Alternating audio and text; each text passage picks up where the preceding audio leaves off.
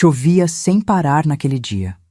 Apesar da dor de ter perdido meu marido, uma estranha serenidade me envolvia, a sensação de que ele, de alguma forma, estava em um lugar melhor. Mas essa paz se desfez em segundos. Durante o velório, meu celular vibrou discretamente. Peguei o aparelho com as mãos trêmulas e, ao ler a mensagem na tela, senti o sangue gelar nas veias. Ainda estou vivo. Não é o meu corpo no caixão. Não confio em ninguém. Meu olhar se ergueu lentamente em direção aos meus filhos, Gabriel e Daniel, os dois que haviam organizado o funeral às pressas.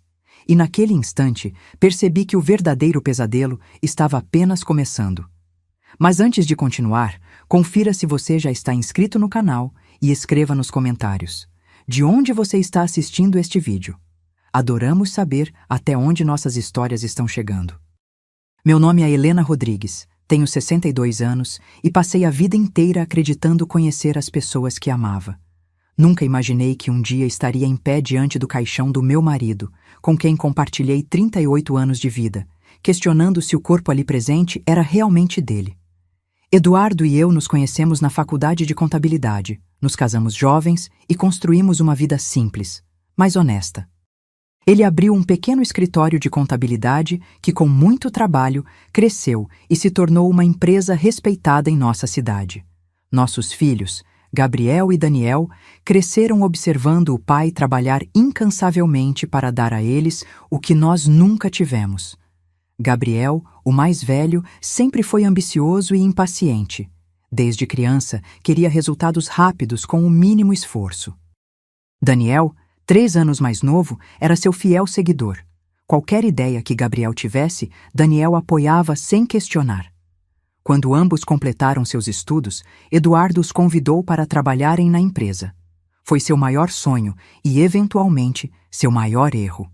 Com os filhos adultos e bem-sucedidos, pensei que nossa velhice seria tranquila. Eduardo poderia se aposentar gradualmente, poderíamos viajar, conhecer lugares que sempre sonhamos. Mas o destino, ou a ganância, tinha outros planos. A morte de Eduardo foi anunciada numa manhã de quarta-feira. Eu estava preparando o café quando o telefone tocou. Era Gabriel, com a voz estranhamente controlada. Mãe, aconteceu algo com o pai. Ele teve um ataque cardíaco no escritório. Estamos no Hospital Santa Clara. Larguei tudo e corri para lá, o coração quase saindo pela boca. Quando cheguei, Gabriel e Daniel já estavam na recepção, conversando com um médico que eu nunca tinha visto antes. Suas expressões eram solenes, mas havia algo estranho em seus olhos. Não era exatamente dor que eu via ali. Mãe, o papai não resistiu, disse Gabriel, me abraçando rapidamente. Ele teve um ataque fulminante, não houve tempo. Quero vê-lo, exigi, sem conseguir acreditar no que estava ouvindo. Não é aconselhável, interveio o médico. O senhor Eduardo já foi levado para o necrotério. Os procedimentos... Eu sou a esposa dele. Tenho o direito de me despedir, insisti, com uma firmeza que não sabia possuir. Gabriel e Daniel trocaram olhares rápidos que não consegui decifrar na hora, mas que depois fariam todo o sentido. Ele não está... apresentável, mãe, explicou Daniel, colocando a mão em meu ombro. O rosto ficou desfigurado durante as tentativas de reanimação. Naquele momento, cedi. Estava em choque demais para questionar, para pensar claramente. Permitir que meus filhos cuidassem de tudo parecia a única coisa razoável a fazer. Foi meu primeiro erro. Os dias que se seguiram foram um borrão de arranjos funerários, documentos para assinar e visitas de condolências. Gabriel e Daniel assumiram controle total de tudo, desde a escolha da funerária até os detalhes do enterro. Só depois percebi o quanto tudo foi feito às pressas, como se precisassem enterrar Eduardo o mais rápido possível. No dia do velório, fiquei surpresa com a urna fechada. Decisão médica, explicou Gabriel. O corpo não está em condições. Novamente aceitei a explicação. O funeral foi rápido e surpreendentemente vazio para alguém tão querido na comunidade. Apenas alguns amigos próximos, alguns funcionários da empresa e poucos familiares. Nenhum dos sócios antigos de Eduardo estava presente. Quando perguntei por eles, Daniel disse que não conseguiram contato a tempo. Foi durante a cerimônia de despedida, quando todos já haviam saído e apenas eu e meus filhos permanecíamos no cemitério, que meu celular vibrou com aquela mensagem que mudaria tudo. Ainda estou vivo. Não é meu corpo no caixão. Não confie em ninguém. Minhas mãos tremeram tanto que quase deixei o telefone cair. Olhei ao redor, procurando alguém que pudesse estar me observando, alguém que tivesse enviado aquela mensagem cruel. Não havia ninguém além de nós. Quem é você? Digitei com dedos trêmulos. A resposta veio quase instantaneamente. Sou eu, Eduardo. Estou escondido. Não confie nos nossos filhos. Eles estão tentando me matar. Olhei para Gabriel e Daniel, que conversavam em voz baixa perto da lápide. Seria possível? Meus próprios filhos, capazes de algo tão monstruoso? Uma parte de mim queria acreditar que era apenas uma brincadeira de mau gosto, alguém cruel se aproveitando da minha dor. Mas outra parte, uma parte que crescia a cada segundo, começava a notar coisas que não havia percebido antes, como Gabriel e Daniel não pareciam verdadeiramente abalados pela morte do pai. Como eles haviam organizado tudo com uma eficiência estranha, quase como se estivessem preparados, como insistiram em uma urna fechada. E agora, esta mensagem. Onde você está? Digitei, tentando manter a compostura enquanto meus filhos se aproximavam.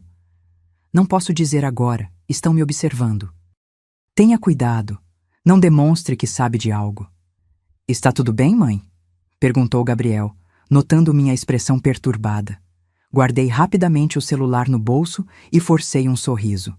Sim, estou tentando processar tudo isso. Ele assentiu compreensivamente, mas seus olhos não demonstravam empatia real. Vamos para casa. Precisamos conversar sobre a empresa e outros assuntos. No caminho de volta, sentada no banco de trás do carro de Daniel, eu olhava pela janela tentando organizar meus pensamentos. Se Eduardo realmente estava vivo, quem estava naquele caixão? E por que meus filhos fariam algo assim? Uma resposta óbvia e dolorosa começou a se formar. Dinheiro. Eduardo havia construído um patrimônio considerável ao longo dos anos. Além da empresa, tínhamos propriedades, investimentos e um seguro de vida substancial. Tudo isso agora estaria ao alcance de Gabriel e Daniel, especialmente se conseguissem me convencer a abrir mão do controle. Quando chegamos em casa, não tive que esperar muito para confirmar minhas suspeitas. Mãe, começou Gabriel, enquanto me servia um chá que eu não havia pedido, precisamos conversar sobre o futuro, sobre a empresa, a casa, os bens do papai. Sim, completou Daniel. Há decisões importantes a serem tomadas e queremos te ajudar com tudo isso. Você não precisa se preocupar com nada.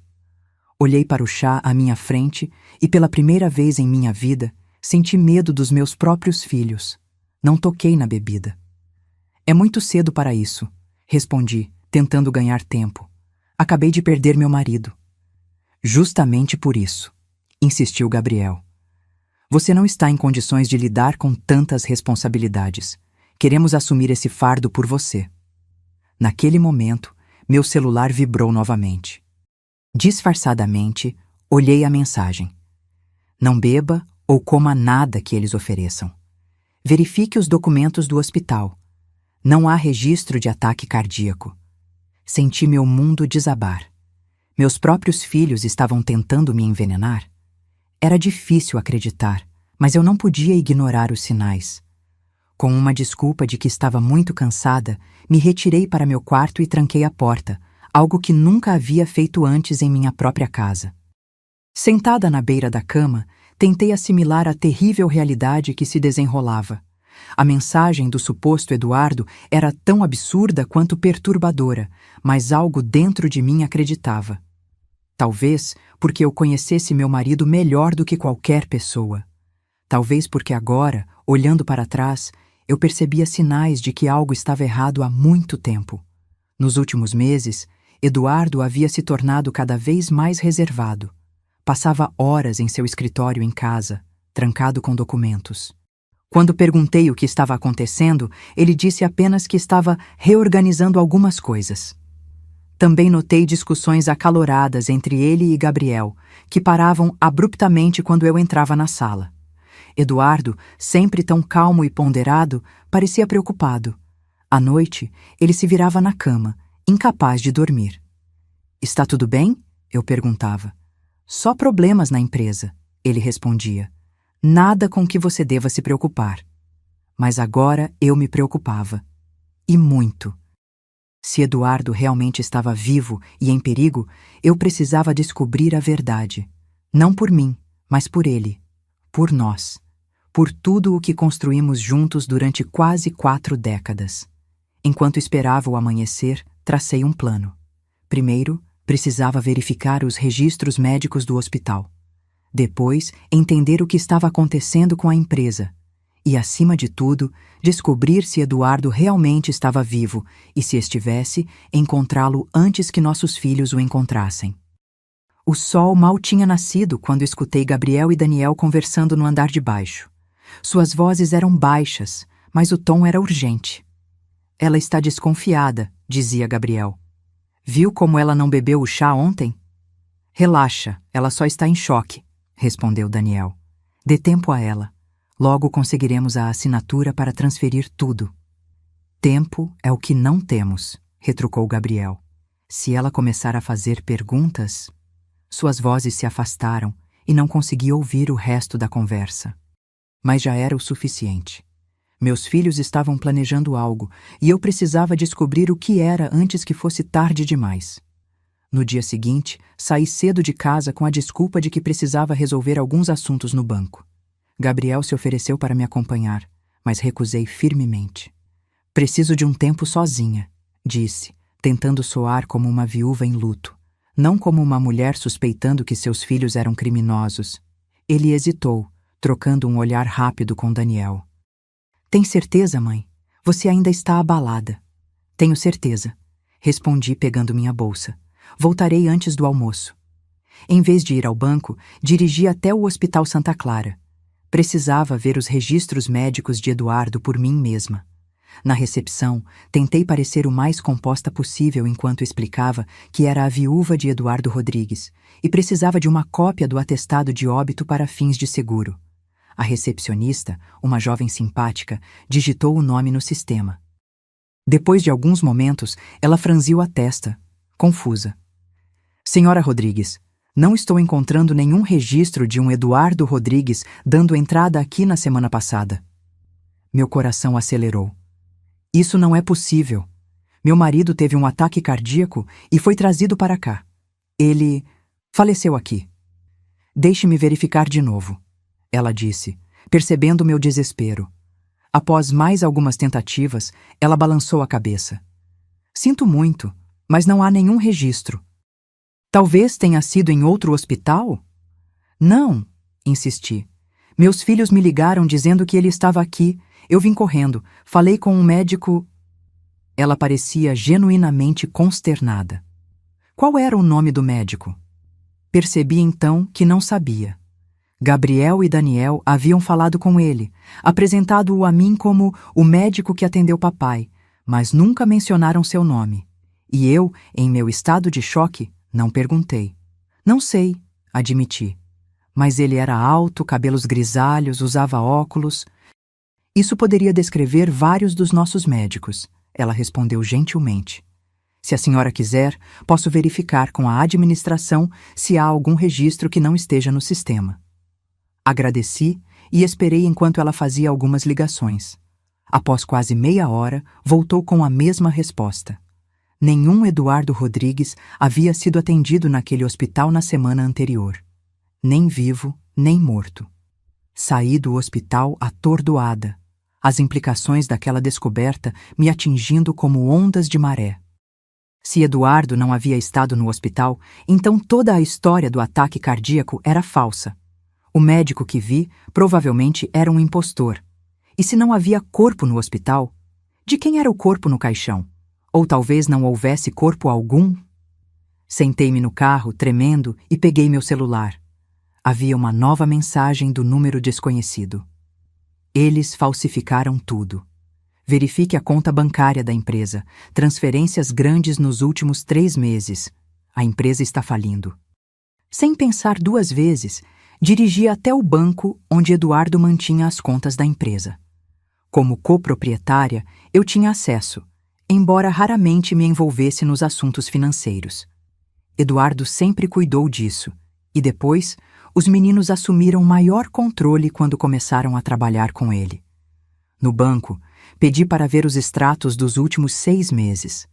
O gerente, que nos conhecia há anos, me olhou com simpatia. Meus pêsames, dona Helena. Foi uma grande perda. Obrigada, respondi automaticamente, enquanto ele trazia os documentos solicitados. O que vi me deixou sem fôlego. Havia transferências enormes, centenas de milhares de reais, para contas que eu não reconhecia. Todas assinadas por Gabriel ou Daniel, usando a procuração que Eduardo havia dado a eles.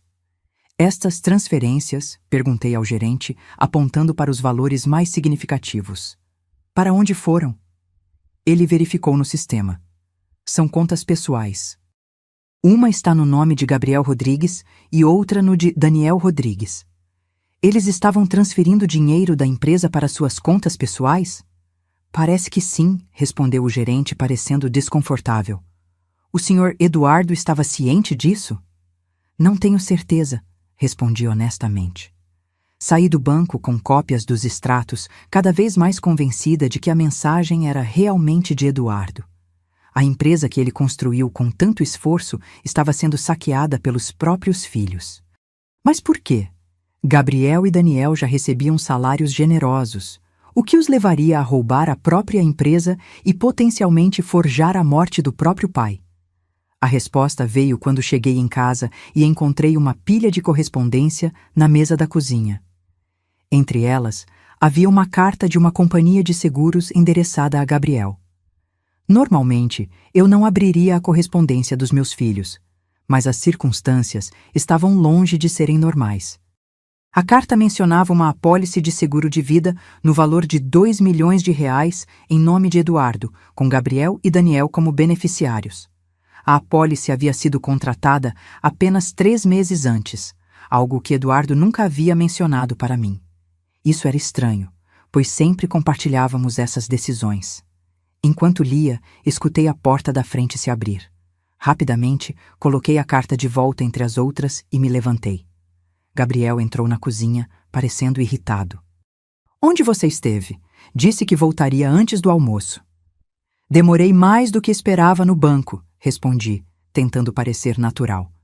E depois passei na igreja para acender uma vela para seu pai.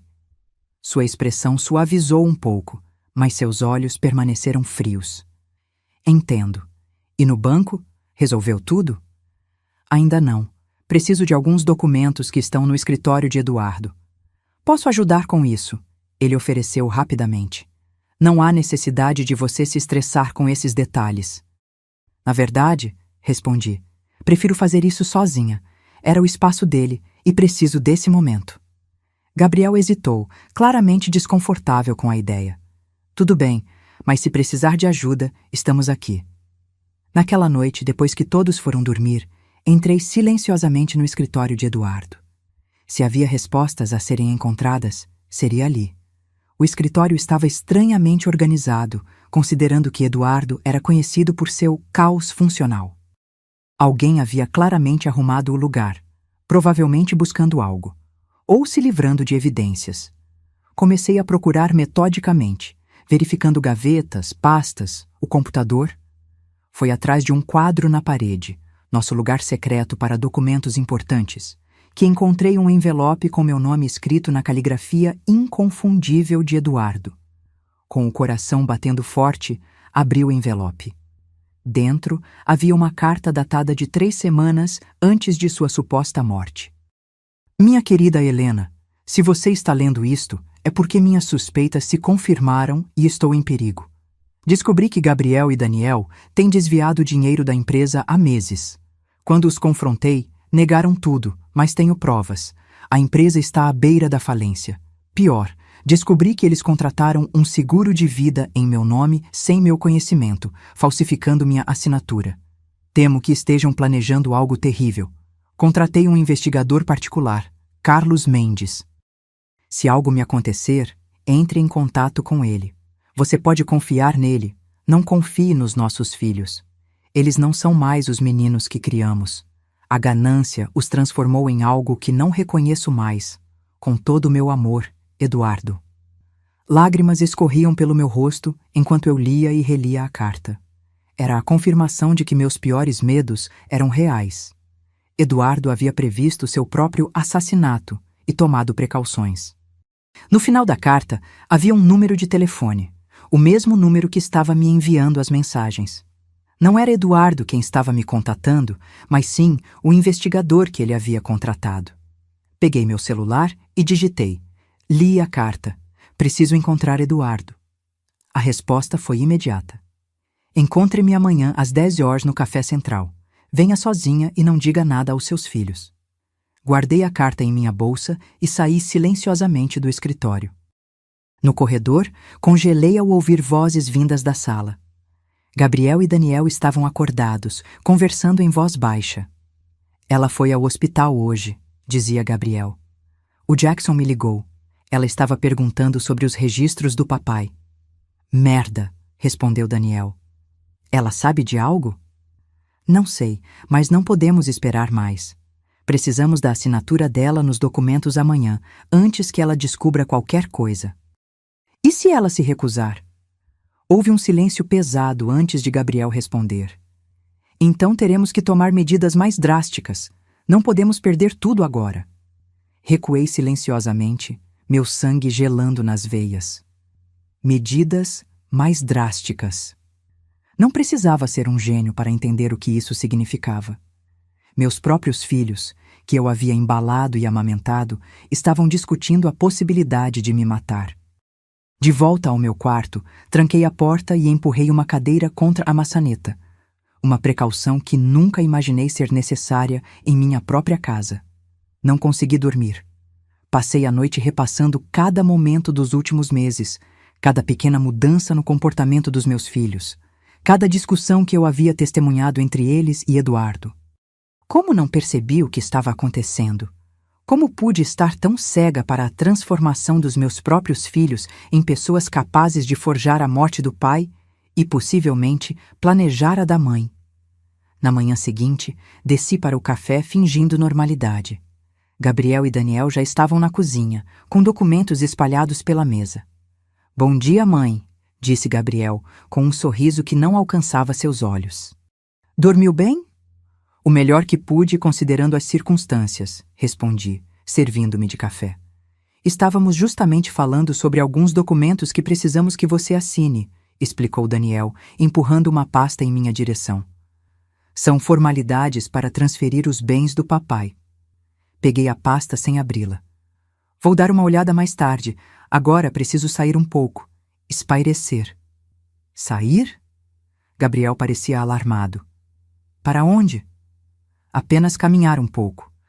Talvez passar na casa de Márcia. Márcia era minha amiga de longa data, uma desculpa plausível. Daniel e Gabriel trocaram olhares. Quer que eu te leve? Ofereceu Daniel. Não, obrigada. Preciso desse tempo sozinha. Saí antes que pudessem insistir, sentindo seus olhares nas minhas costas. No carro, verifiquei se não estava sendo seguida antes de me dirigir ao Café Central. O encontro com Carlos Mendes poderia ser minha única chance de descobrir a verdade completa e, mais importante, encontrar Eduardo antes que fosse tarde demais. O Café Central ficava no centro histórico da cidade, um local movimentado o suficiente para não chamarmos atenção, mas tranquilo o bastante para uma conversa reservada. Cheguei alguns minutos antes do horário marcado e escolhi uma mesa nos fundos, de onde podia observar a entrada. Às 10 horas em ponto, um homem de meia idade com cabelos grisalhos e olhos atentos entrou no café. Ele olhou ao redor, me localizou e veio direto em minha direção. Senhora Rodrigues? Perguntou em voz baixa, estendendo a mão. Carlos Mendes. Apertei sua mão, analisando seu rosto. Onde está meu marido? Ele se sentou, colocando uma pasta sobre a mesa. Em um local seguro. Mas antes de levá-la até ele, preciso ter certeza de que entende completamente a situação. Sua vida também está em perigo. Meus filhos tentaram matar Eduardo e agora planejam me matar também, disse diretamente, sem rodeios. O que mais preciso entender? Mendes me olhou com uma mistura de surpresa e admiração. Vejo que já descobriu bastante por conta própria. Li a carta que Eduardo deixou. Ouvi meus filhos conversando sobre tomar medidas mais drásticas se eu não assinar os documentos que me apresentaram. E descobri transferências bancárias suspeitas da empresa para suas contas pessoais. O que ainda não sei é por que Eduardo precisou fingir sua própria morte em vez de simplesmente denunciá-los à polícia. Mendes abriu a pasta e tirou algumas fotografias. Porque não são apenas seus filhos que estão envolvidos. É uma conspiração muito maior. As fotos mostravam Gabriel e Daniel em reuniões com homens que eu não reconhecia. Em algumas delas, também aparecia Ricardo Monteiro, um dos maiores concorrentes de Eduardo no ramo de contabilidade. Seus filhos fizeram um acordo com Monteiro, explicou Mendes. Eles desviariam dinheiro e clientes da empresa de seu marido, enfraquecendo-a até que Monteiro pudesse comprá-la por uma fração do valor real. Em troca, receberiam uma comissão milionária e posições de destaque na nova estrutura corporativa. Isso é insano, murmurei, tentando assimilar a magnitude da traição. Quando seu marido descobriu, ele reuniu evidências e estava prestes a denunciá-los. Foi então que encontramos indícios de que eles planejavam matá-lo de verdade. O seguro de vida era apenas a cereja do bolo, um bônus adicional ao esquema principal. Então ele decidiu fingir a própria morte para coletar mais provas? Mendes assentiu. Exatamente. Conseguimos um médico confiável para fornecer um atestado de óbito falso e organizamos todo o funeral. O corpo no caixão era, na verdade, um manequim de alta fidelidade. Seu marido queria mantê-la informada, mas eu o convenci de que sua reação precisava ser genuína para não levantar suspeitas. Mas por que ele não me contou depois do funeral? Planejávamos contar, mas descobrimos que seus filhos têm conexões com pessoas perigosas. Eduardo insistiu em coletar provas contra todos os envolvidos antes de reaparecer. Ele temia que, se soubessem que ele estava vivo, você se tornaria o alvo imediato. E quem me enviava as mensagens? Você ou ele? Eu, admitiu Mendes. Eduardo queria entrar em contato diretamente, mas eu o impedi. Era muito arriscado. Mas quando vi que seus filhos estavam acelerando os planos, decidi alertá-la. Olhei para as fotos novamente, ainda tentando aceitar que aqueles jovens sorridentes eram os mesmos homens que agora planejavam me eliminar. E agora? O que fazemos? Temos quase todas as provas necessárias para entregar às autoridades. Gravações, documentos, testemunhas. Mas precisamos de sua ajuda para o passo final. Qualquer coisa, respondi sem hesitar. Quero meu marido de volta e quero que esses criminosos paguem pelo que fizeram, mesmo que sejam meus filhos. Mendes tirou um pequeno gravador de voz de sua pasta. Precisamos que você obtenha uma confissão. Gabriel e Daniel confiam que você não suspeita de nada. Se você conseguir fazê-los falar sobre o plano... Comecei a tremer. Uma coisa era descobrir a verdade à distância, outra, completamente diferente, era confrontar meus filhos, sabendo que eles eram capazes de me matar. Não sei se consigo, admiti. Eles vão perceber. Entendo seu medo, senhora Rodrigues, mas temos um plano B. Os documentos que eles querem que você assine, se conseguirmos provar que estão tentando fraudar sua assinatura ou coagi-la, isso já seria evidência suficiente. Pensei por um momento. Os documentos estão comigo. Eles me deram esta manhã. Mendes pareceu animado. Posso vê-los? Tirei a pasta da bolsa e entreguei a ele. Enquanto examinava os papéis, seu rosto foi ficando cada vez mais sombrio. Como eu suspeitava, estes documentos transfeririam tudo para o nome deles. A casa, as propriedades de investimento, suas ações na empresa. Essencialmente, você ficaria sem nada. Meus próprios filhos, murmurei, ainda incapaz de compreender completamente. Senhora Rodrigues, sei que é difícil, mas precisamos agir rapidamente. Se você assinar estes documentos, eles não terão mais motivo para mantê-la viva. Um arrepio percorreu minha espinha. O que sugere? Volte para casa. Diga que leu os documentos e tem algumas perguntas. Diga que vai assinar, mas que precisa de alguns esclarecimentos.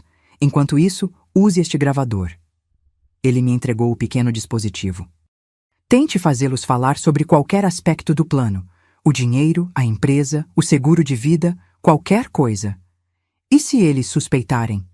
Estaremos por perto. Tenho 2 homens que vão monitorar sua casa. Se algo der errado, interviremos imediatamente. E Eduardo, quando posso vê-lo? Mendes hesitou.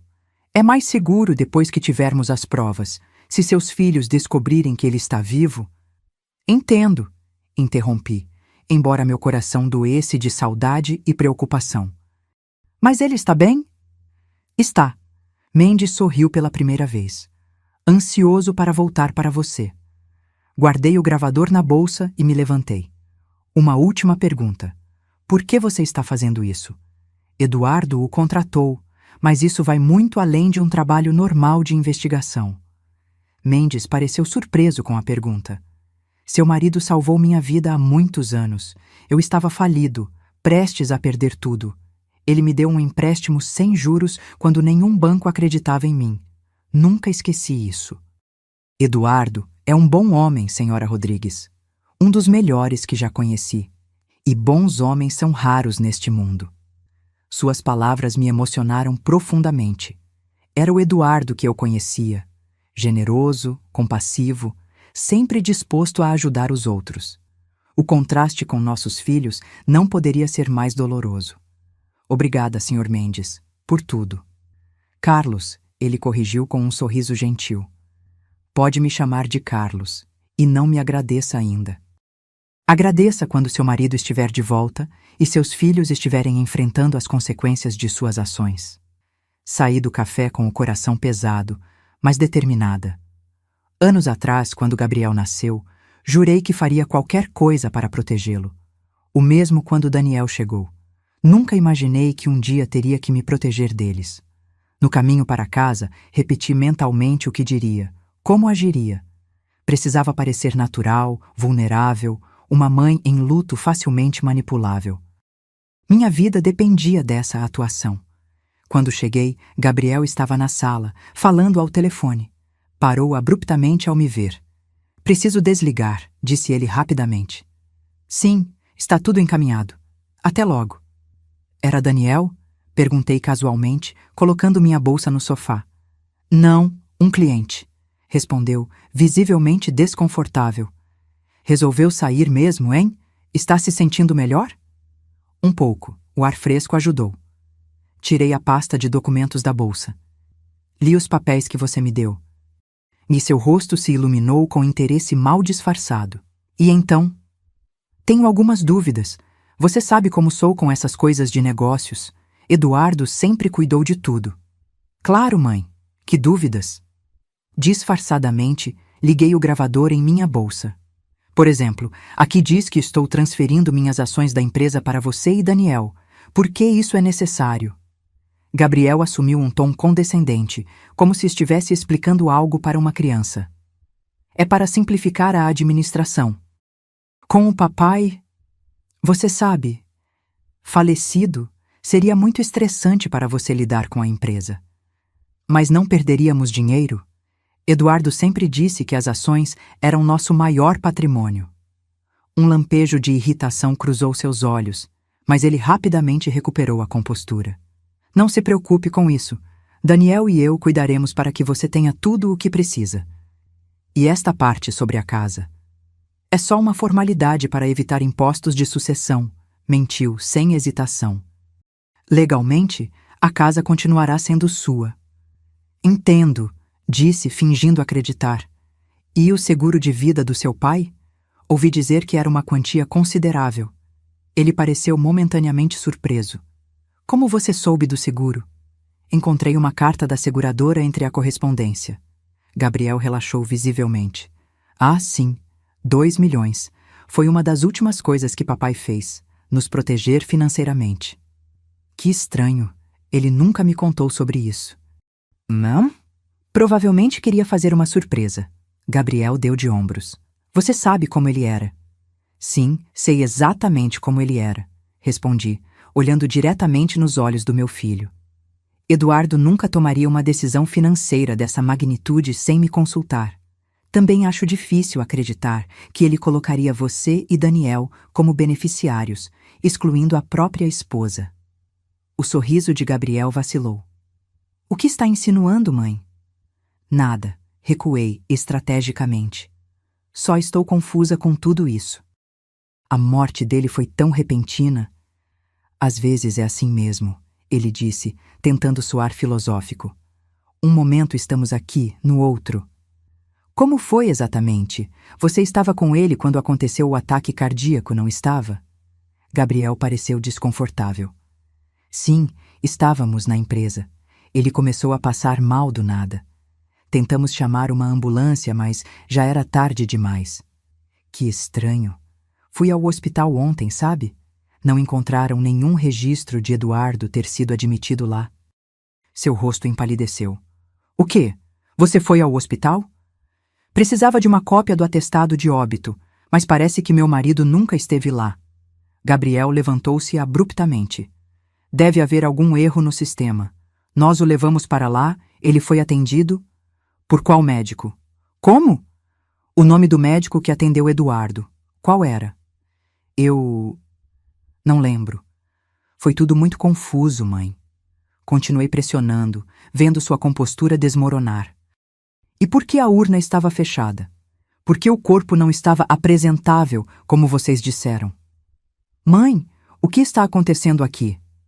Sua voz ganhou um tom ameaçador. Por que está fazendo todas essas perguntas? Por que estou começando a achar que seu pai não morreu de ataque cardíaco? Na verdade, estou começando a me perguntar se ele morreu mesmo. Nesse momento, ouvi a porta da frente se abrir. Daniel entrou na sala, carregando sacolas de compras. Ao ver nossas expressões tensas, parou. O que está acontecendo? Nossa mãe tem algumas teorias interessantes, respondeu Gabriel, com voz gélida. Acha que papai não está realmente morto. Daniel deixou as sacolas caírem no chão. O quê? Isso é loucura. Também acha que nós forjamos documentos, desviamos dinheiro da empresa e contratamos um seguro de vida sem o conhecimento dele, continuou Gabriel. Basicamente, ela acha que somos criminosos. Isso é absurdo, exclamou Daniel, mas percebi o pânico em seus olhos. Mãe, você não está pensando claramente. O luto está afetando seu julgamento. É mesmo? Decidi arriscar tudo. Então, me expliquem as transferências bancárias para suas contas pessoais. Me expliquem por que Eduardo nunca mencionou um seguro de vida de 2 milhões. Me expliquem por que não há registro dele no hospital. Os dois se entreolharam e percebi meu erro. Havia revelado demais, demonstrado que sabia muito mais do que deveria. O ambiente na sala mudou instantaneamente. Como você descobriu as transferências? Perguntou Gabriel, sua voz agora completamente diferente. Não era mais o filho preocupado tentando ajudar a mãe enlutada. Era a voz de um estranho, fria e calculista. Isso não importa, respondi, tentando não demonstrar medo. O que importa é que sei o que vocês fizeram. E outras pessoas também sabem. Que outras pessoas? Daniel se aproximou, ameaçador. Recuei, procurando manter distância. A polícia. Entreguei todas as provas que tenho para eles esta manhã. Era uma mentira, mas precisava ganhar tempo. Onde estava Carlos e seus homens? Será que perceberam que algo estava errado? Gabriel riu, um som horrível e vazio. Você está blefando. Não foi a polícia. Posso provar que fui, continuei, ganhando confiança em minha mentira. Tenho o nome do detetive, o número do boletim de ocorrência. Pare de mentir, rosnou Daniel. Se tivesse ido à polícia, eles já estariam aqui. Eles virão, insisti. Estão reunindo mais evidências primeiro. Gabriel se aproximou, seu rosto uma máscara de raiva. O que exatamente você acha que sabe? Decidi jogar tudo. Sei que vocês desviaram dinheiro da empresa para suas contas pessoais. Sei que fizeram um acordo com Ricardo Monteiro para enfraquecer a empresa de Eduardo até que ele pudesse comprá-la por uma fração do valor. Sei que falsificaram a assinatura dele em uma apólice de seguro de vida. E sei que planejavam me matar também, assim que eu assinasse os documentos transferindo tudo para vocês. Seus rostos registraram choque genuíno. Então, lentamente, Gabriel começou a aplaudir. Impressionante, mãe. Realmente impressionante. Nunca imaginei que você fosse tão perspicaz. Sempre subestimaram minha inteligência, respondi, tentando soar mais corajosa do que me sentia. Assim como subestimaram o caráter de seu pai. Daniel se moveu para bloquear a porta, minha única rota de fuga. Olhei discretamente para a janela, avaliando se conseguiria alcançá-la antes deles. Sabe o que é engraçado? Continuou Gabriel, sua voz agora quase conversacional. Tudo isso poderia ter sido evitado se papai simplesmente tivesse cooperado. Oferecemos a ele uma aposentadoria confortável. Ele poderia ter saído da empresa sem fazer alarde. Vocês dois poderiam ter desfrutado da velhice juntos. Mas não. Ele tinha que ser tão teimosamente honesto. O que fizeram com ele? Nada que você precise se preocupar, respondeu Daniel. Digamos apenas que papai está descansando em paz. Um arrepio percorreu minha espinha. Estavam eles insinuando que Eduardo realmente estava morto? Carlos havia mentido para mim? Ou esta era apenas mais uma parte de seu jogo cruel? Não acredito em vocês, disse, mantendo a voz firme. Gabriel sorriu friamente. Não importa o que você acredita. O que importa é que você sabe demais, e isso nos coloca em uma situação complicada. Ele fez um gesto para Daniel, que saiu da sala brevemente, retornando com uma seringa. O que é isso? Algo para ajudá-la a descansar, respondeu Gabriel, avançando em minha direção. Você está obviamente sofrendo de delírios causados pelo luto. É uma pena. O estresse acabou sendo demais para seu coração frágil. Recuei até encostar na parede presa. Tentei gritar, mas Daniel foi mais rápido, colocando a mão sobre minha boca. Não se preocupe, mãe, sussurrou Gabriel. Será rápido e indolor, melhor do que o que fizemos com o papai. Naquele instante, a porta da frente explodiu. Carlos e 2 homens invadiram a sala, armas apontadas. Polícia! Parados! Gabriel e Daniel congelaram, a seringa ainda na mão de Daniel. Largue isso! Ordenou Carlos. Agora! Daniel obedeceu lentamente, deixando a seringa cair no chão. De joelhos os 2, comandou um dos outros homens, mãos na cabeça. Enquanto meus filhos eram algemados, Carlos veio até mim. A senhora está bem? Assenti, incapaz de falar, tremendo incontrolavelmente. Conseguimos a confissão, ele disse, apontando para minha bolsa onde o gravador ainda estava funcionando. Você foi muito corajosa. Eduardo? Consegui finalmente perguntar. Eles disseram que... Mentira, interrompeu Carlos firmemente. Seu marido está vivo e seguro. Eles estavam blefando, tentando quebrar seu espírito. Quando Gabriel e Daniel foram levados para fora, pude finalmente desabar. Carlos me segurou enquanto eu soluçava, décadas de memórias misturadas a esta nova e terrível realidade. Quero ver meu marido, pedi entre lágrimas. Vou levá-la até ele agora mesmo, prometeu Carlos. Saímos da casa que havia sido meu lar por tantos anos, agora maculada pelas ações dos meus próprios filhos. No carro de Carlos, olhei uma última vez para os 2 jovens que eu havia criado, agora sentados no banco traseiro de uma viatura policial. Não senti ódio, apenas uma profunda e dolorosa tristeza. Como pudemos criar monstros? Perguntei a mim mesma. Não foram vocês que os transformaram nisso, respondeu Carlos gentilmente. Eles fizeram suas próprias escolhas.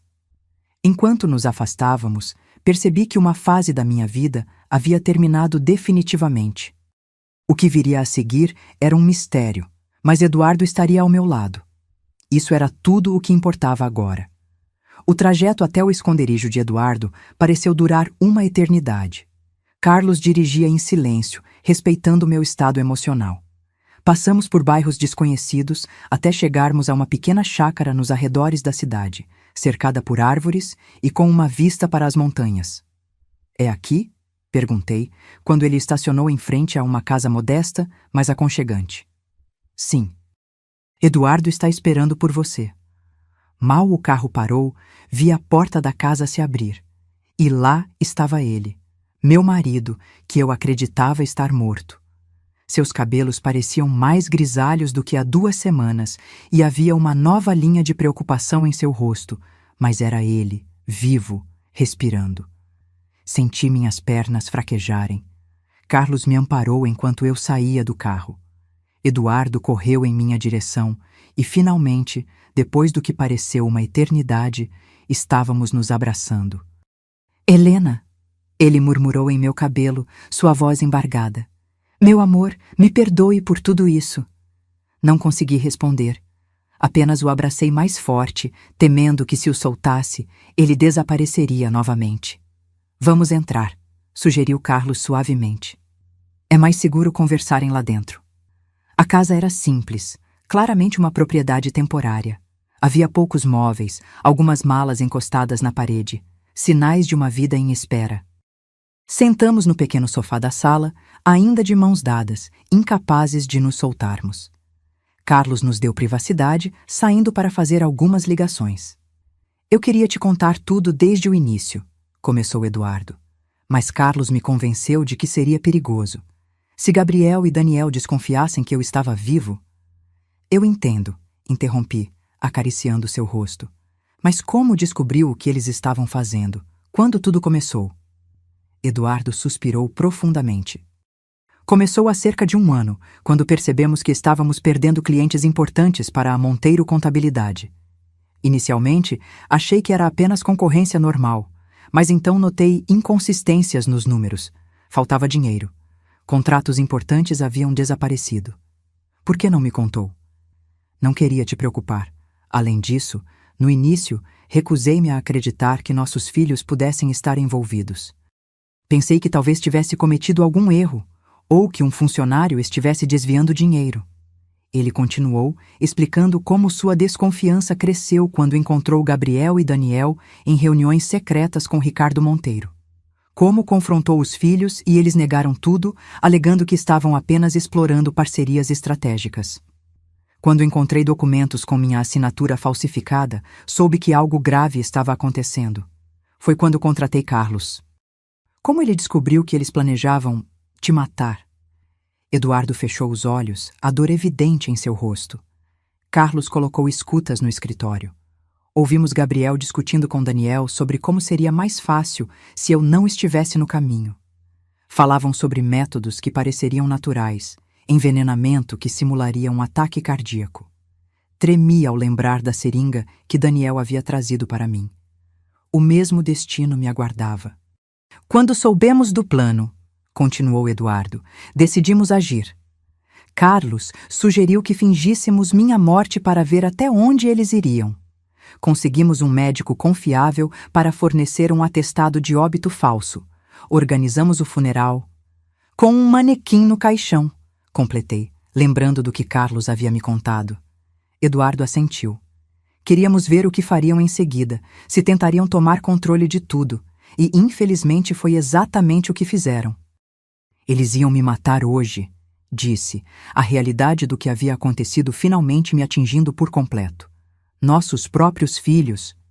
Eduardo me puxou para mais perto, seu corpo tremendo com emoção contida. "Nunca me perdoarei por ter colocado você em perigo. Deveria ter te tirado daquela casa no momento em que descobrimos o plano deles." "E perder a chance de conseguir provas contra eles?" Balancei a cabeça. "Você fez o que era necessário. Nós 2 fizemos." Carlos voltou à sala parecendo satisfeito. "Boas notícias. Gabriel e Daniel estão oficialmente presos, acusados de tentativa de homicídio, falsificação de documentos, estelionato e conspiração. Ricardo Monteiro também foi detido. A gravação que conseguimos hoje, junto com todas as outras provas, é mais do que suficiente para mantê-los atrás das grades por muito tempo. E agora? Perguntei. O que acontece conosco? Vocês precisarão depor formalmente, explicou Carlos. Depois podem voltar para suas vidas. A empresa precisará de reestruturação, é claro, mas com Monteiro fora do caminho e as evidências de fraude documentadas, a maior parte dos danos pode ser revertida. Nossa casa, comecei, pensando no local onde havíamos criado nossa família, agora manchado por traição. Podemos vender, sugeriu Eduardo gentilmente. Começar de novo em outro lugar. O que você acha? A ideia de recomeçar, de deixar para trás o cenário de tanta dor, era tentadora. Mas também sentia que fugir seria permitir que eles vencessem de alguma forma. Não. Decidi finalmente. Aquela casa é nossa. Construímos nossas vidas ali. Não vou deixar que as ações deles nos tirem isso também. Eduardo sorriu, apertando minha mão. Sempre tão forte. É uma das razões por que te amo tanto. Passamos a noite na chácara, conversando até tarde, colocando em dia tudo o que havíamos perdido nas 2 semanas em que ficamos separados. Falamos sobre o futuro, sobre como reconstruiríamos nossas vidas. Choramos juntos pelos filhos que havíamos perdido, não para a morte, mas para algo muito pior, a ganância e a corrupção moral. Na manhã seguinte, Carlos nos levou à delegacia para prestarmos depoimento formal. Foi um processo exaustivo, relembrando cada detalhe doloroso, cada momento de traição. Mas também foi catártico, como drenar uma ferida infeccionada. Ao final do dia, quando nos preparávamos para ir embora, o delegado nos chamou em sua sala. Senhor e senhora Rodrigues, precisamos discutir um assunto delicado. Começou ele, indicando as cadeiras à sua frente. Seus filhos estão solicitando vê-los. Eduardo e eu nos entreolhamos. A ferida estava ainda muito recente. O que eles querem? Perguntou Eduardo, sua voz mais fria do que eu jamais havia escutado. Dizem que querem explicar, pedir perdão. O delegado parecia cético. É claro que vocês não têm obrigação alguma de atendê-los. O que você acha? Eduardo se virou para mim, deixando a decisão em minhas mãos. Pensei longamente. Parte de mim queria fugir, nunca mais olhar para os rostos que haviam traído nossa confiança tão completamente. Mas outra parte precisava de um encerramento, de respostas. Vamos vê-los, decidi finalmente. Uma última vez. Fomos levados a uma sala de visitas. Gabriel e Daniel já estavam lá, sentados do outro lado de uma mesa, algemados. Suas expressões quando viram Eduardo entrar foram de choque absoluto. Papai? Gabriel parecia ter visto um fantasma. Mas... como? Decidi não morrer conforme planejado, respondeu Eduardo friamente. Foi muito inconveniente para vocês, imagino. Daniel começou a chorar, algo que não via desde que ele era criança. Mãe, pai, eu sinto muito. Não era para ser assim. E como era para ser? Perguntei. Nós 2 mortos enquanto vocês gastavam nosso dinheiro? Gabriel manteve a compostura, sempre o mais controlado dos 2. Foi tudo ideia do Monteiro. Ele nos abordou primeiro, ofereceu dinheiro para passarmos informações sobre a empresa. No início, era só isso. E depois? Pressionou Eduardo. Depois ele queria mais. Contratos, clientes, transferências. O plano era enfraquecer a empresa até que ele pudesse comprá-la. Ofereceu a nós posições de liderança na nova estrutura, mais dinheiro do que jamais teríamos. E quando eu descobri, Gabriel desviou o olhar. Ele disse que você arruinaria tudo se denunciasse, que perderíamos tudo. Então decidiram me matar. Não, protestou Daniel. Quer dizer, sim, mas não queríamos. Ele nos convenceu que era a única saída.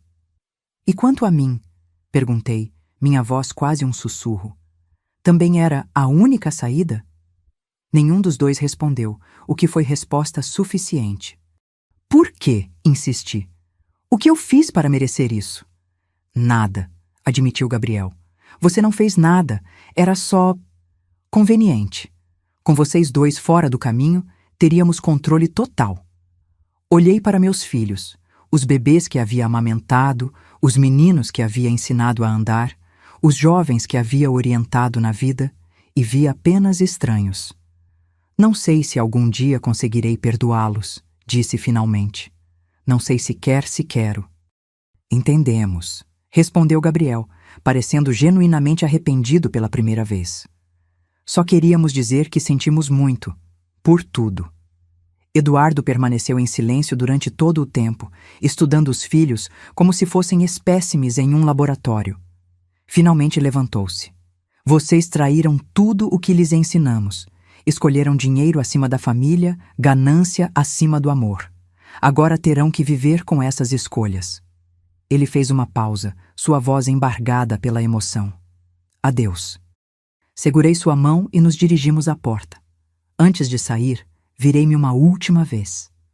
Por muito tempo, vou me perguntar onde erramos com vocês.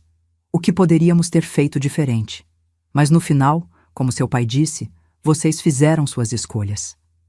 Vocês não erraram, disse Daniel, lágrimas escorrendo pelo rosto. Fomos nós, sempre fomos nós. Saímos da sala com o coração pesado, mas de alguma forma mais leve. Havíamos dito adeus não apenas aos nossos filhos, mas a uma parte de nossas vidas que agora estava encerrada para sempre. Nos meses que se seguiram, Eduardo e eu precisamos reconstruir não apenas nossa empresa, mas nossas vidas. O julgamento de Gabriel e Daniel foi rápido, dadas as provas irrefutáveis contra eles. Ambos foram condenados a 15 anos de prisão, com possibilidade de liberdade condicional após 10 anos. Ricardo Monteiro recebeu uma pena ainda maior, 20 anos, por ser o mentor intelectual de toda a operação. A empresa sofreu danos significativos, mas não irreparáveis. Muitos clientes retornaram quando souberam da verdade. Outros, novos, vieram atraídos pela história de resistência e integridade que, ironicamente, ganhou destaque na mídia local. Eduardo, sempre honesto e trabalhador, recebeu o apoio da comunidade empresarial que o respeitava. Nossa casa, que inicialmente pensei em manter a todo custo, acabou sendo vendida. Percebi que Eduardo tinha razão. Precisávamos de um novo começo, em um lugar sem memórias dolorosas. Compramos uma casa menor, mais próxima ao mar, algo que sempre sonhamos para nossa aposentadoria. Carlos Mendes se tornou mais que um investigador para nós. Tornou-se um amigo. Frequentemente jantava em nossa casa, trazendo histórias de seus outros casos, mas também risadas e uma nova perspectiva. Sua presença ajudou a preencher o vazio deixado pela ausência de nossos filhos.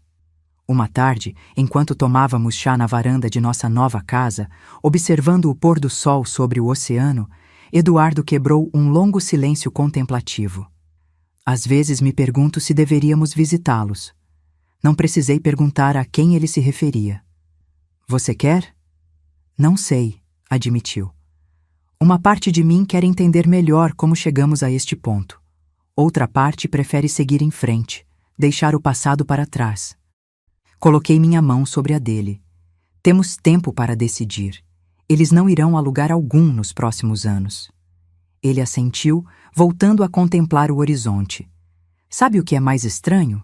Apesar de tudo, ainda os amo. Não consigo simplesmente apagar 30 anos de memórias. Eu também, confessei. Amo quem eles foram, ou quem imaginávamos que fossem. É difícil reconciliar isso com quem eles realmente são. Você acha que foi nossa culpa? Que os mimamos demais? Era uma pergunta que eu mesma havia feito centenas de vezes nos últimos meses.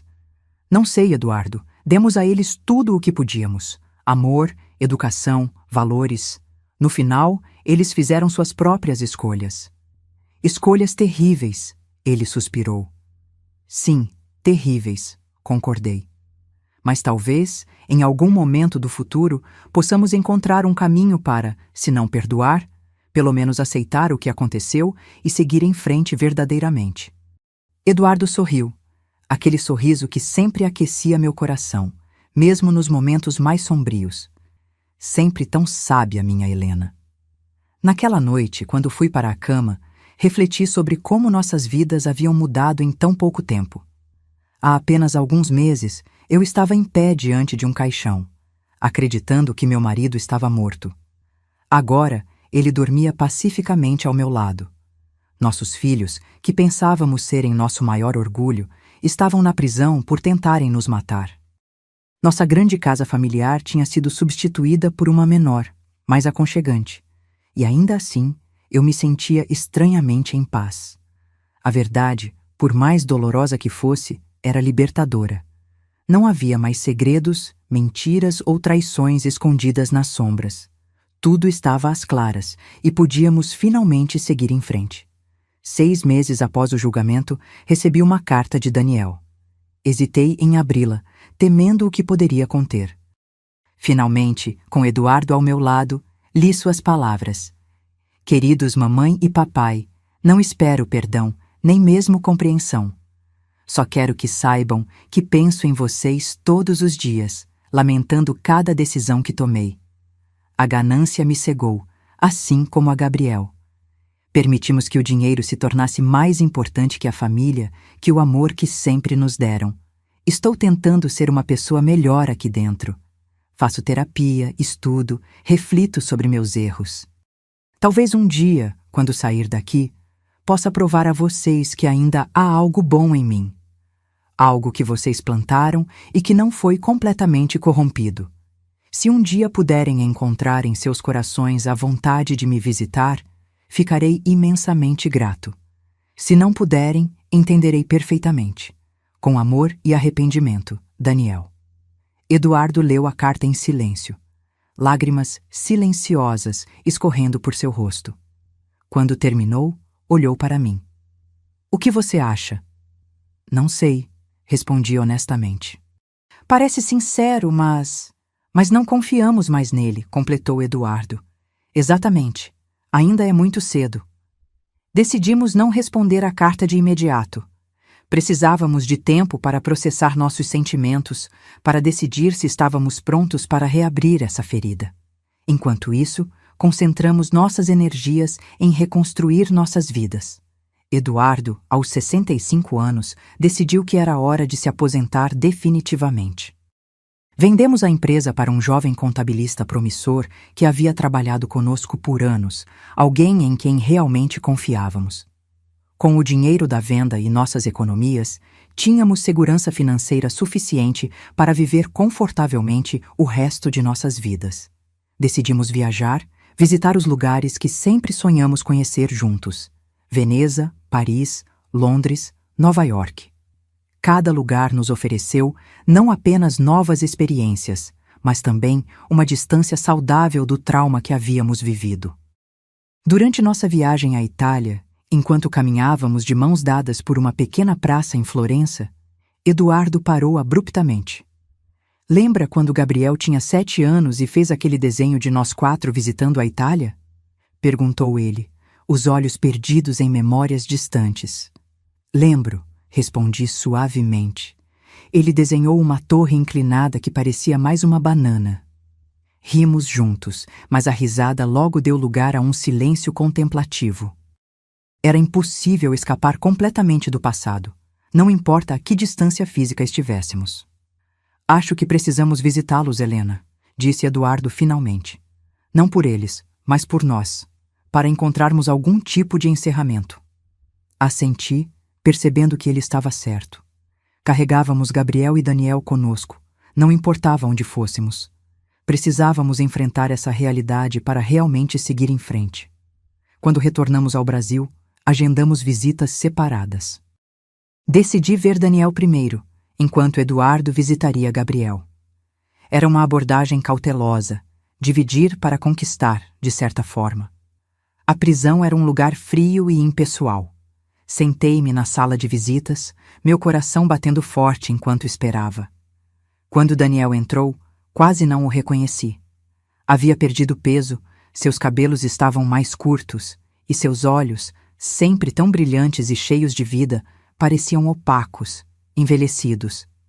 Mãe, ele disse simplesmente, sua voz tremendo de emoção. Daniel, respondi, mantendo minha voz controlada. Ele sentou-se à minha frente, separados por uma mesa de metal. Por um longo momento, apenas nos olhamos, o abismo entre nós parecendo intransponível. Obrigado por vir, disse finalmente. Eu não esperava. Nem eu, admiti. Mas aqui estamos. Daniel respirou fundo, como se reunisse coragem. Não sei por onde começar. Desculpe, parece tão inadequado para o que fizemos. Por que não começa me explicando por quê?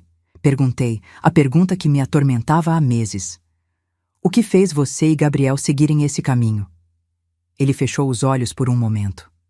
No início era só dinheiro. Monteiro nos ofereceu uma quantia que parecia absurda na época. Tudo o que tínhamos que fazer era passar algumas informações sobre clientes. Parecia inofensivo. E depois? Depois foi como descer por um escorregador. Cada passo tornava o próximo mais fácil. Monteiro aumentava as ofertas e nossas dívidas cresciam proporcionalmente. Gabriel tinha apostas, eu tinha outros problemas. Que problemas? Daniel hesitou. Drogas, cocaína. Comecei na faculdade, como diversão. Tornou-se um hábito caro. Essa revelação me atingiu como um soco. Como não percebi que meu filho tinha problemas com drogas? Quão distantes havíamos nos tornado? E a ideia de matar seu pai? Como chegaram a isso? Daniel estremeceu visivelmente. Foi Gabriel quem sugeriu primeiro, depois que papai começou a fazer perguntas sobre as transferências. Monteiro disse que poderíamos fazer parecer um acidente ou uma morte natural. O seguro de vida foi ideia dele também. E você concordou? Assim, tão facilmente? Não foi fácil, protestou, lágrimas agora correndo livremente por seu rosto. Tive pesadelos, crises de pânico, mas estava tão fundo no buraco que não via outra saída. Se papai denunciasse tudo, iríamos para a prisão de qualquer jeito. E eu? Perguntei, minha voz quase um sussurro. Também tiveram pesadelos sobre me matar? Daniel baixou o olhar, incapaz de me encarar. Foi ideia do Gabriel. Ele disse que você era um risco, que poderia descobrir algo. Eu não queria, mãe. Juro que não queria. Mas não se opôs. Não, admitiu. Não me opus. Ficamos em silêncio novamente, o peso de suas confissões pairando entre nós. Parte de mim queria levantar e ir embora, nunca mais olhar para o rosto deste homem que já foi meu filho adorado. Mas outra parte, talvez a mãe que ainda existia em mim, sentia sua dor e arrependimento. Você disse na sua carta que está fazendo terapia, comentei finalmente. Daniel assentiu, parecendo grato pela mudança de assunto. Sim, tenho um bom terapeuta aqui. Estamos trabalhando em meus problemas de dependência, na raiz da minha ganância. E está ajudando? Acho que sim. Pela primeira vez, estou realmente olhando para mim mesmo, para minhas escolhas, sem desculpas ou justificativas. Mais uma vez, o silêncio se instalou entre nós. Dessa vez, fui eu quem respirou fundo, buscando força para dizer o que precisava ser dito. Daniel, não sei se algum dia conseguirei perdoar o que você e Gabriel fizeram. Não sei se podemos reconstruir qualquer tipo de relacionamento depois disso. Ele assentiu, resignado. Eu entendo. Mas, continuei, estou disposta a tentar entender.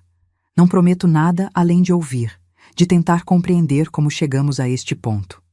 Seus olhos se iluminaram com uma centelha de esperança. É mais do que mereço. Obrigado, mãe. Quando nossa visita terminou, saí da prisão com sentimentos contraditórios. Parte de mim estava exausta emocionalmente, outra estranhamente aliviada. Não havia resolvido nada.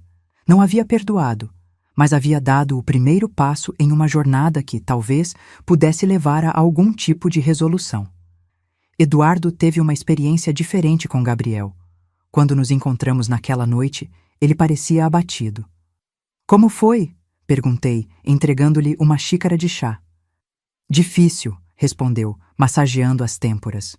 Gabriel está diferente. Diferente como? Mais duro, mais frio.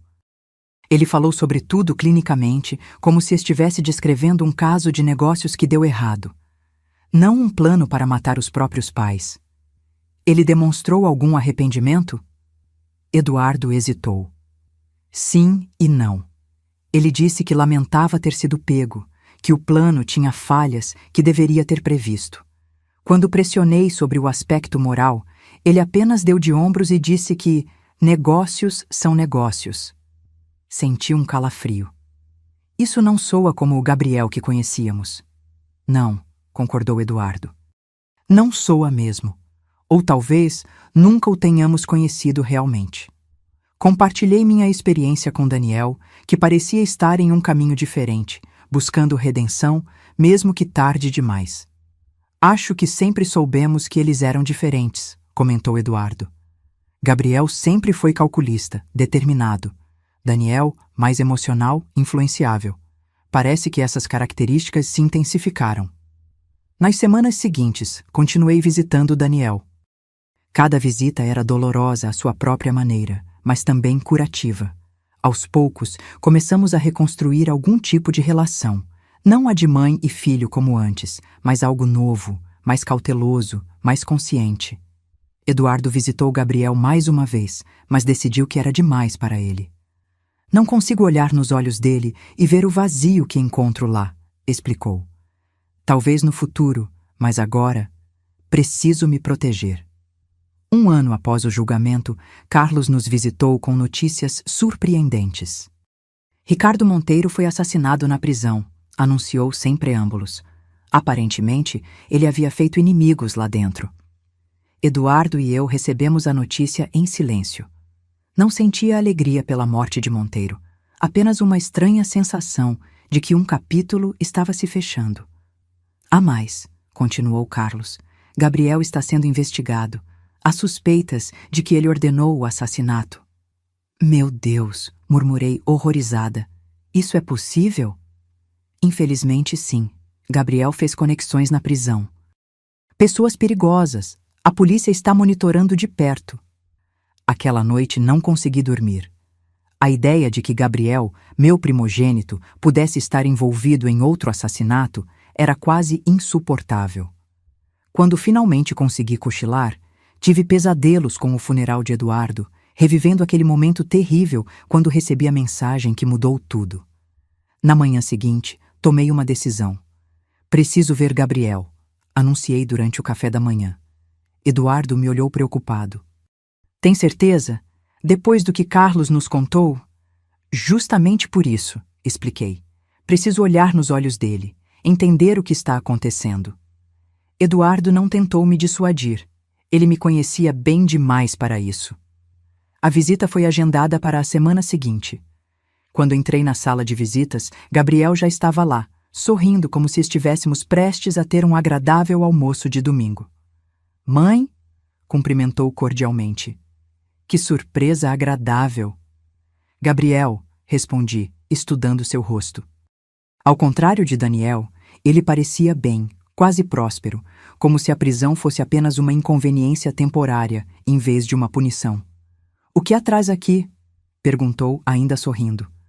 Finalmente decidiu me perdoar? Não, respondi honestamente.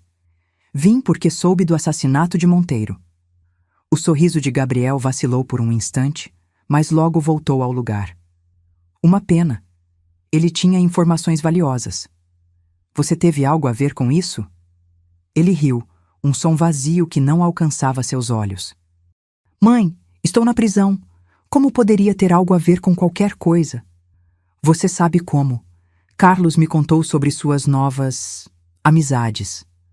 Gabriel se inclinou para a frente, sua voz baixando para um sussurro. Sempre é útil ter amigos nos lugares certos. Aprendi isso com papai, na verdade. A diferença é que escolho meus amigos mais criteriosamente. Senti um arrepio percorrer minha espinha. Gabriel, o que aconteceu com você? O que transformou aquele menino brilhante e cheio de sonhos nesta pessoa que não reconheço? Pela primeira vez, vi uma emoção genuína em seus olhos. Tristeza, talvez, ou nostalgia. Nada aconteceu, mãe. Sempre fui assim. Só aprendi a esconder melhor quando era mais jovem. Não acredito nisso, respondi firmemente. Você já foi diferente. Você já foi capaz de amar.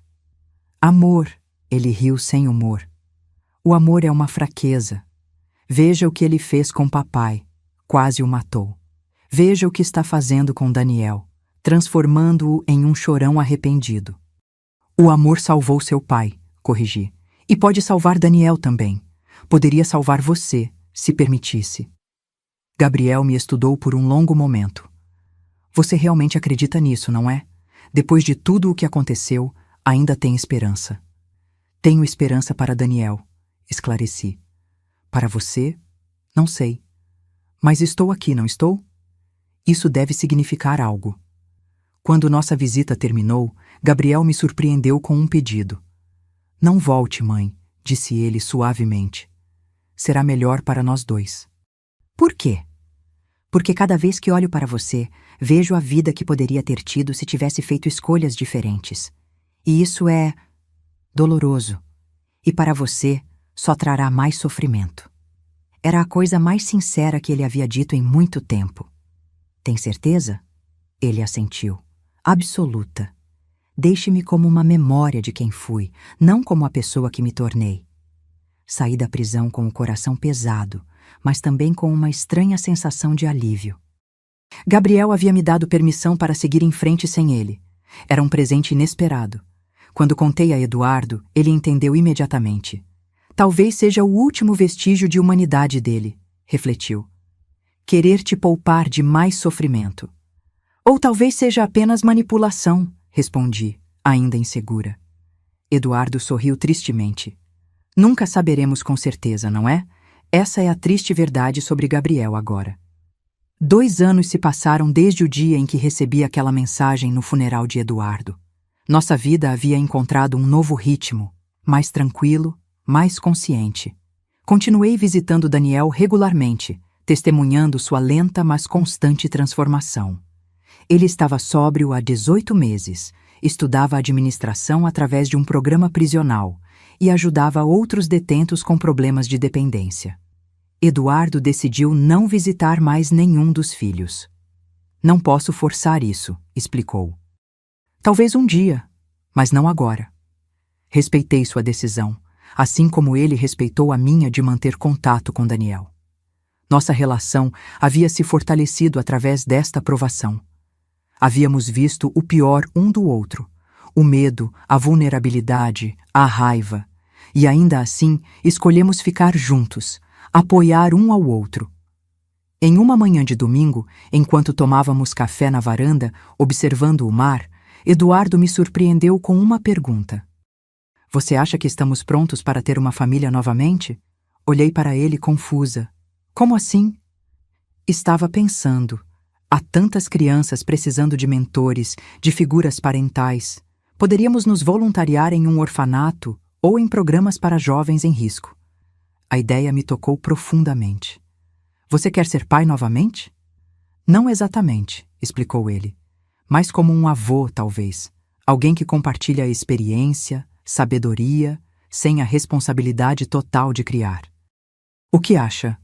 Pensei no vazio que Gabriel e Daniel haviam deixado em nossas vidas. Um vazio que, percebi, nunca seria completamente preenchido. Mas talvez não precisasse ser. Talvez pudéssemos criar algo novo, diferente. Acho uma ideia maravilhosa, respondi finalmente. Na semana seguinte, começamos a trabalhar como voluntários em um centro comunitário local que atendia crianças e adolescentes de baixa renda. Eduardo ensinava matemática e finanças básicas, enquanto eu dava aulas de literatura e ajudava com tarefas escolares. No início, foi desafiador. As crianças eram desconfiadas, alguns adolescentes abertamente hostis. Mas aos poucos, com paciência e consistência, começamos a construir relacionamentos. Uma menina em particular, Luísa, de 12 anos, começou a procurar minha orientação regularmente. Órfã de mãe, com um pai ausente, ela encontrou em mim uma figura materna que nunca teve. Você é diferente das outras senhoras que vêm aqui, ela me disse um dia. Você realmente escuta. Aprendi da maneira mais difícil o quanto é importante escutar, respondi honestamente. Com o tempo, nosso círculo de crianças adotivas cresceu. Eduardo se tornou especialmente próximo de um garoto chamado Pedro, de 15 anos, que tinha um talento natural para números, mas nenhum apoio familiar para desenvolver esse dom. Ele me lembra você, comentei um dia, observando Eduardo explicar pacientemente uma equação complexa para o adolescente. Como assim? A mesma paciência, a mesma determinação, a mesma generosidade em compartilhar conhecimento. Eduardo sorriu, um sorriso genuíno que iluminava todo o seu rosto. Obrigado. Isso significa muito. Nossa nova família não substituiu Gabriel e Daniel, nem apagou a dor do que havíamos perdido. Mas trouxe um novo propósito às nossas vidas, um sentido de continuidade e esperança que pensamos ter perdido para sempre. Em uma tarde particularmente agitada no centro comunitário, recebi uma ligação inesperada de Carlos. Senhora Rodrigues, preciso informá-la sobre um desenvolvimento importante, disse ele, seu tom sério. Gabriel tentou escapar da prisão ontem à noite. Senti meu coração afundar. Ele conseguiu? Não. Foi capturado antes de sair do perímetro, mas há consequências sérias. Ele foi transferido para uma unidade de segurança máxima e terá anos adicionados à sua sentença. Entendo, respondi, sentindo uma mistura de alívio e tristeza. Obrigada por me informar. Há mais uma coisa, continuou Carlos. Durante a tentativa de fuga, ele foi ferido. Nada grave, mas está no hospital da prisão. Ele pediu para ver você. Fiquei surpresa. Achei que ele havia me pedido para não voltar. Aparentemente mudou de ideia. Contei a Eduardo sobre a ligação naquela noite. Ele ouviu em silêncio, seu rosto uma máscara impenetrável. Você vai? Perguntou finalmente. Não sei, admiti. Parte de mim quer ir, outra parte lembra do que ele disse, que seria melhor não nos vermos mais. O que seu coração diz? Refleti por um momento. Que preciso ir uma última vez, para ter certeza de que ele está bem e talvez para me despedir adequadamente. Eduardo assentiu. Então você deve ir. Quer que eu vá com você? Você iria? Se você precisar de mim lá, sim, respondeu sem hesitação. Estamos juntos nisso, Helena. Sempre. No dia seguinte, fomos juntos à prisão. Gabriel parecia surpreso ao ver Eduardo entrar comigo na sala do hospital. Não esperava ver vocês dois, comentou, sua voz mais fraca do que lembrava. Um curativo cobria parte de sua testa e seu braço estava em uma tipóia. O que aconteceu? Perguntei, indicando seus ferimentos. Cometi um erro de cálculo, respondeu vagamente. Não foi nada. Um erro de cálculo que poderia ter te custado a vida, observou Eduardo. Os guardas têm ordens de atirar em fugitivos. Gabriel deu de ombros com o braço bom. Seria um risco aceitável, considerando a alternativa. Que é cumprir sua pena pelos crimes que cometeu? Perguntou Eduardo, seu tom surpreendentemente gentil. Que é desperdiçar os melhores anos da minha vida neste buraco, corrigiu Gabriel. Ficamos em silêncio por um momento, o abismo entre nós parecendo maior do que nunca. Por que pediu para me ver? Perguntei finalmente. Você disse que seria melhor não nos encontrarmos mais. Gabriel hesitou, parecendo subitamente vulnerável. Achei que, se a fuga fosse bem-sucedida, esta seria a última chance de vê-la. E se não fosse... Ele fez uma pausa. Bem, aqui estamos. Onde você iria? Perguntou Eduardo. Se tivesse conseguido escapar? Argentina, provavelmente. Tenho contatos lá. E depois, passaria o resto da vida fugindo? Melhor que passar o resto da vida aqui, respondeu Gabriel, mas havia menos convicção em sua voz. Olhei para meu filho primogênito, tentando enxergar além da fachada de indiferença que ele havia construído tão cuidadosamente.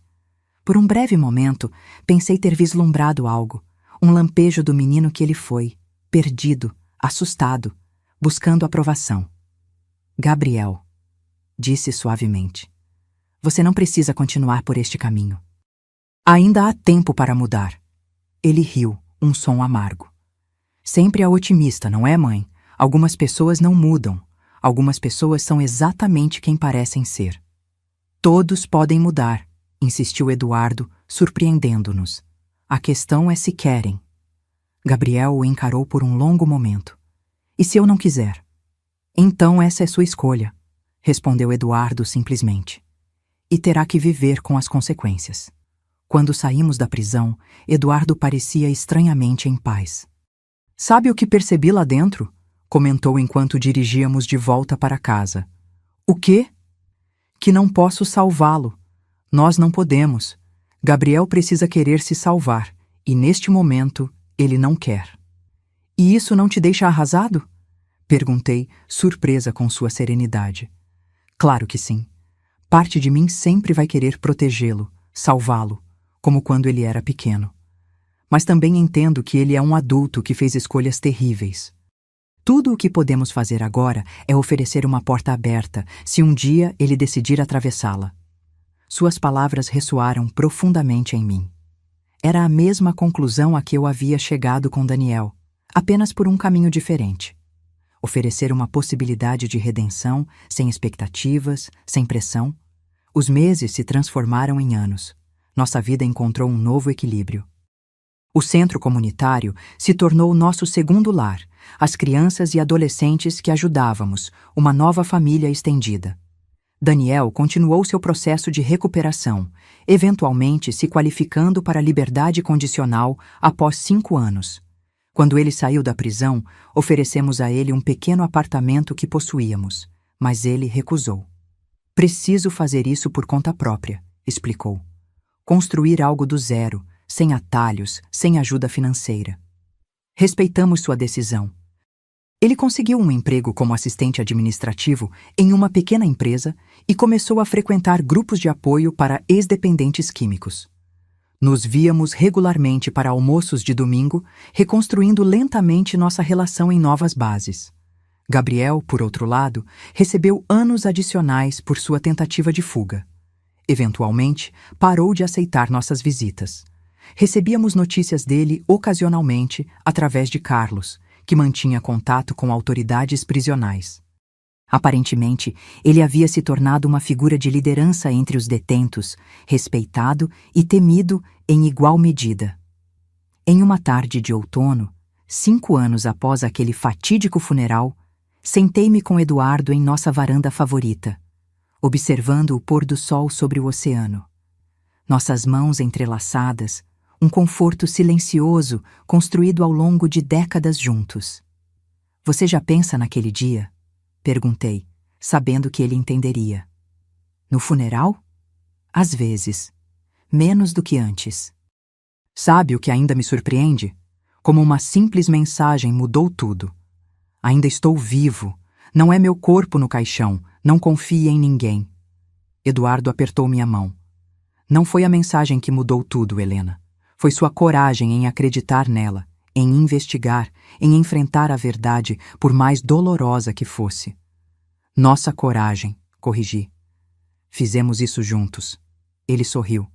Aquele sorriso que ainda fazia meu coração acelerar depois de tantos anos. Sim, juntos, como sempre.